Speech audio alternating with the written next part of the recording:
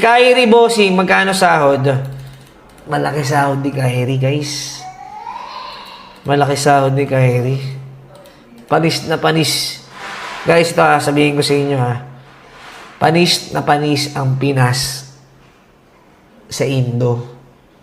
Sahod ni Kyrie doon, boss. Range siya, nagre-range 2M to 3M per month. Kasama na lahat, guys. YouTube, sponsor, yung mga contents, tapos yung monthly niya, tapos meron pa siyang sign bonus, recontract.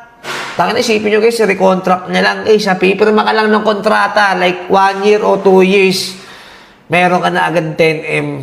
Putang ina, di ba? Nakakabaliw. Tangina, isipin mo yun, papindot-pindot ka lang, pa-ML-ML ka lang.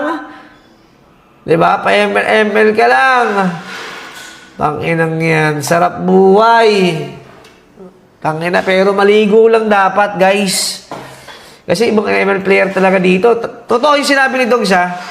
Totoo yung sinabi ni Dogs.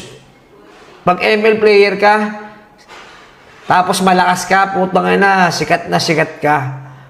Kaso nga lang, di talaga naliligo. Yun lang ang problema, guys.